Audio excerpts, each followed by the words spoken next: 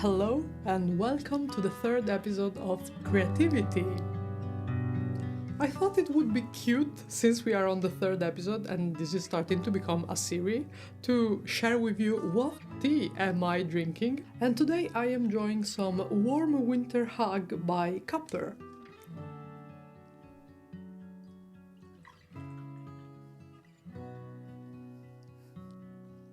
I usually sit on this chair, but as you can see it has been stolen, but my lovely cat Tabata.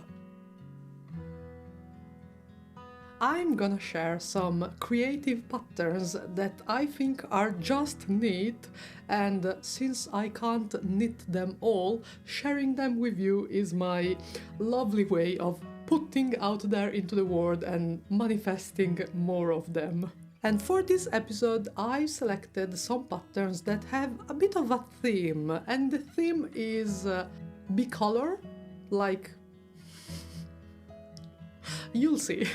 So the first pattern I want to talk to you about is Bolt by Maxim Cyr. It's a sweater, it's, as I said, made in two colors, it's made in a DK yarn weight, and as they say into the pattern description, they were binge watching Schitt's Creek and they saw David Rose, played by Dan Levy, wearing all these beautiful sweaters, made them want to do another design inspired by this iconic sweater, the first one being one other design by this designer. This time around I wanted to make a sweater with a big and bold optical illusion right at the center front. And boy, did they made a great sweater. As they say, this has this lovely... Excuse me. Please don't play with yarn while I'm talking about yarn. As I was saying, this sweater has an incredibly bold design on the front, but I think it's also incredibly nice in looking with the sleek neckline and the high ribbing on both the sleeves and the waist. The pattern is available in English and in French, since I understand the pattern is French-Canadian. And if we look at the attributes of the pattern, we can see it's made bottom up using intarsia in the round. So I don't think it's gonna be incredibly easy. I think it's gonna be quite a challenge. But seeing the project section of this is giving me some lovely projects made by people. I extremely love the one by Scott P. D.O., which is made in 2 shades of green, and I love green, so I really vibe with this one. Also, they have like a green beanies in their profile picture, so I see you, green lovers out there. All the one that use bold colors like Fjonka's, which has this incredibly gorgeous neon fuchsia, is just very bold and colorful. And as a last one, I wanted to talk about Shutter Honey's bolt, which was made for the test knit for this sweater, and it had some mods. This design was made on the front and on the back, but it is made in the stripes of color, and I think it adds just a whole new layer of boldness. The second pattern I want to talk to you today is Fortuna's Wheel Pullover by Elspeth Vance. This is another bicolor and graphic illusion design. This is a sweater, as was the first one, but this one combines bigger and like shorter squares to create this weird flow state. It looks like the stitches are liquid and it's just boggle to the mind. It's made in worsted weight yarn, it's in the round, and I do think this is stranded. Yes, it is stranded. We don't have any particular description for the sweater per se, but there's a note on the construction. So it says it is a top-down raglan pullover. The neck shaping is worked flat, then it is joined in the round, worked in the round. The front, back and sleeves are separated by striped raglan seams worked in alternating yarn A and B. Shaping is worked on either side of these raglan seams. So yeah, I just love the optical illusion it creates. I think it's incredibly interesting to see, and of course it works super well with this monochromatic black versus white yarn and with the matching pants too. But let's see in the projects what do we have. Because we have some projects for this, and the thing I want to highlight is, since the pattern just shows the black and white pictures, you don't really have the full comprehension of what this pullover can create. But when you open the project section, damn, they are gorgeous, incredible projects. This one by Hella Gabriels, it's made in, I think, a dark brown and a yellow, and it's wow, as well as the one by Bela Ross, which is in two shades of like a darker orange, brown, red, and an orange, and this is wonderful. It looks gorgeous, and I think all the colors I saw looked great. Also, Theo Rose Fortuna's Wheel pullover made in apple wood color, so cute, such a cute name for a yarn color. They say this was their first colorwork project, and it looks amazing, it looks wonderful on them. I just think every single one of these projects looks great in every color I saw. So, and all of the projects have rated the pattern with the happier like yarn icon on Ravelry, which I think it's a manifestation of a pattern that is well written and that it's gonna look well executed, even if you are at your first color work. Last one I'm gonna show to you, it's Ablerams Grazie Maria Gioia sweater. They made the pants too, actually. But yeah, this is again, well, it's in green and green, so my fave colors, but I just absolutely love that they added into some squares some other colors, maybe using scrap yarn, I don't know, I haven't read the notes, but it looks amazing. I love how it fits them. They look so great and happy wearing this sweater. It makes me wish not only to make this sweater, but like to make this specific one. And yeah, it just looks amazing. Honestly, I think I'm gonna add this project to my favorite just for future reference. Sorry, I was just reading the notes of this pattern because it's gorgeous, and they said, I finished my version of this pattern with duplicate stitch squares, an idea I borrowed from Maria Gioia's version, hence my project name, Grazie Maria Gioia. That's so cute!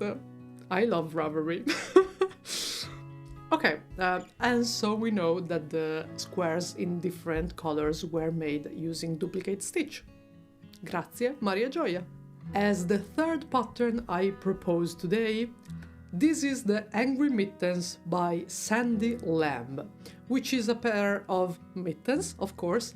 These two are worked in two colors, and the picture for the pattern shows them in black and white, as the previous one. But there's also some more pictures in other colors. There's one in yellow and white, and there's one in light blue and white. This is a fun pattern, as you can see. They are very angry mittens. This is made in worsted weight yarn. It's available in English, Danish and French. And as they say in the description, these mittens are a way to express your frustration in the midst of winter. I love this, and I love like this picture. pictures of a person wearing a balaclava and the mittens, and they are just showing their hands, but of course. Anyway, this pattern is designed for one size, but you can adjust needle size to get them smaller or use lighter or bulkier yarn to get them bigger or smaller. I do think that's a little bit of a shame. I would really love to see a pattern that has worked some sizes into them, but since they are mittens, I think we are gonna pass over that. The pattern includes chart for the left and right mitten in addition to fully written instruction, which is neat.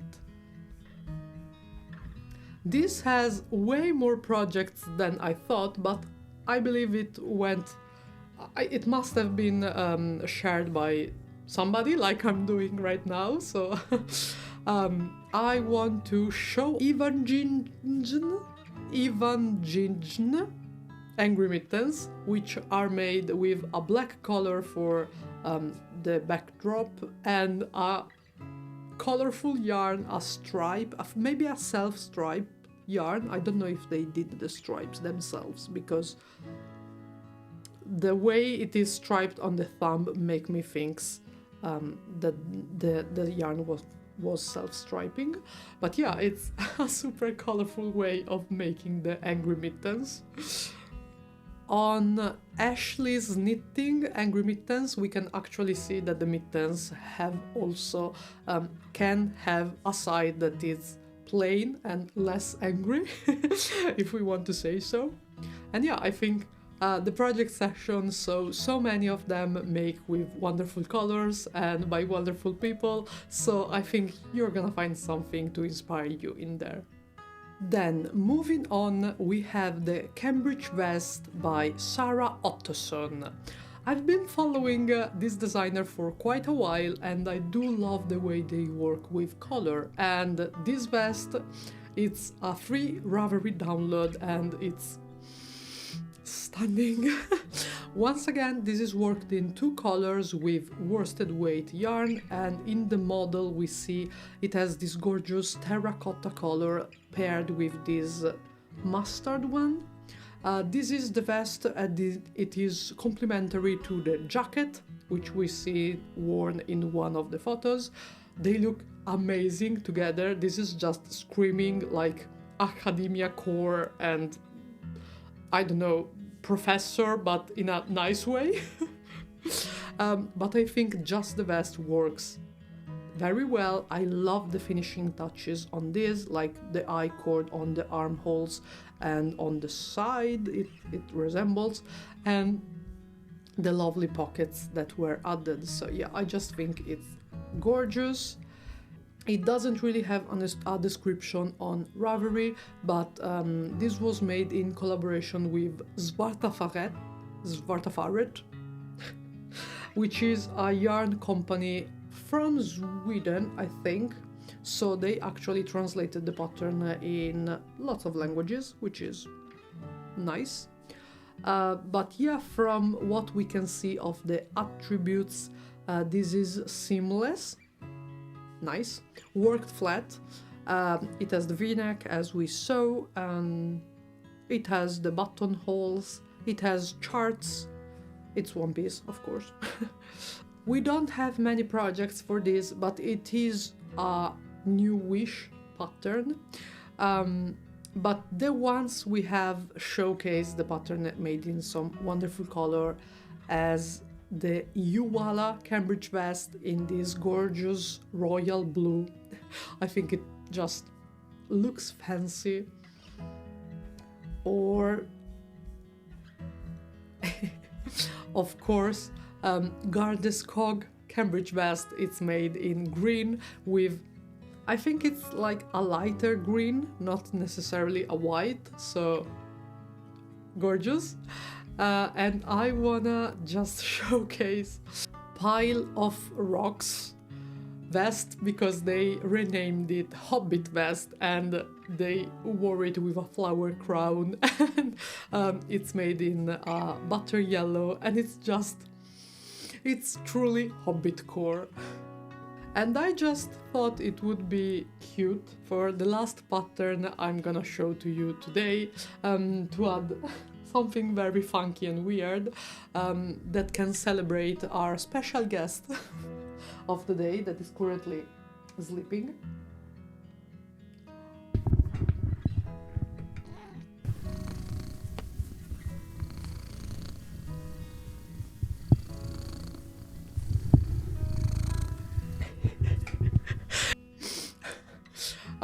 So the the last pattern I have for you for today is Miss Trudy's Tortie by Sarah Elizabeth Kellner. Look at this, Bobby. Miss Trudy. No, wait, Miss Trudy's Tortie. So actually, this is the torties of Miss Trudy. Yeah. Well, anyway, so this is a plush animal made with some yarn held together to create the tortoise shell fur. Yes. The description says this cat belongs to Miss Trudy, the youngest daughter in the Morgan family, and has become reluctantly used to the tea parties and other imaginative play a little girl without close neighbors can think up to do on rainy days. Is this from a book? I will investigate. Anyway, multiple strands of fine yarn in different colors are used to achieve the tortoise shell effect of this cat, who is seated position obediently awaiting her next role. The photos are just the Victorian child fantasy. So we see the tortoise sitting in a doll's bed or amongst other dolls. Kinda spooky.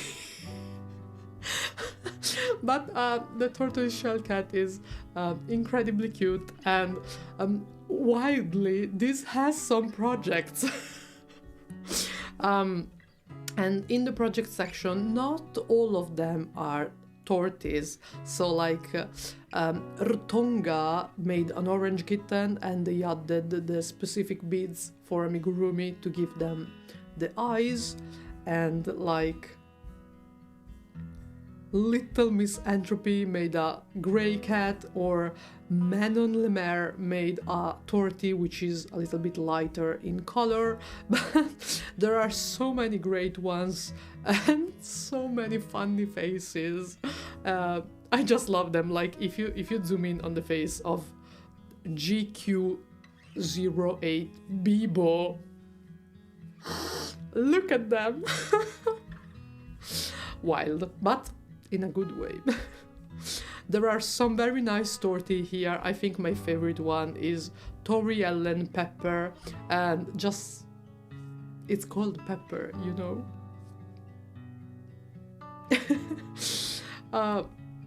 These are all extremely wonderful and funky, and I have to investigate Miss Trudy's and the Morgan family, what it is and where does it come from. Am I like... Because, oh no, wait. Ravelry, being the amazing website it is, it says published in Victorian House Cats to Knit. So this is a book by Sarah Elizabeth Kellner, and oh my god, the cover, so wonderful. And I was right when I was saying the Victorian child fantasy.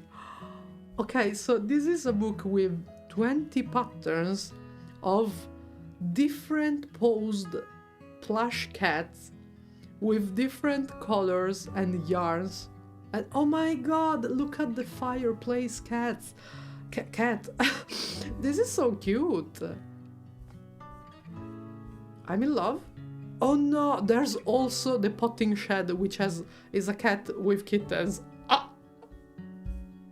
I really can't tell if it's creepy or cute, but the note says, "Welcome to the Welcome to the home of the Morgans, a perfectly normal upper-class British family in the late 19th century, except perhaps for one small detail. They are a little obsessive about their cats. This book will take you on a personal tour of their home and garden, introduce you to each resident, and practically pour you a cup of tea. Yes, Miss Sarah Elizabeth Kellner. Of course, it also includes knitting patterns along the way. From ounce-proof Persian to the scullery cat, there are 20 cats patterned in all of the enjoyment of the proper hand knitter and lover of felines the world over. Most of the patterns have sections that are worked flat and sections that are worked in the round, so your attention will always be held. A few of them are geared toward the beginner, with shaping achieved by simple increasing and decreasing. Others are more challenging, using advanced techniques, but even these aren't hard if the knitter is up for learning something new. I use double-pointed needles when working in a round, but I've been told that circular and the magic loop method work for my design also.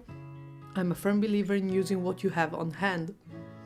Don't stress about yarn brand, needle size or gauge, just make sure the fabric you create is tighter than it would be for a garment so the stuffing won't show through the stitches in the end. Creating a tighter fabric will also help maintain the shape of your creation.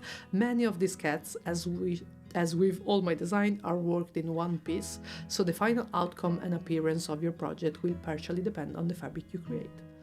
There are many illustrations throughout the pages of the book, carefully selected 19th century engravings. Modern computer-generated graphics and vectors have been intentionally avoided. I hope you will have as much fun knitting these cats and looking through the pages as I did designing the patterns and bringing this very special book to life. All these cats, oh my. This is incredibly cute. I'm gonna just show them to you all. I hope you had a handful of them, because look at Lady's marmalade. I can see this is quite advanced. I mean, lovely, lovely, lovely, lovely.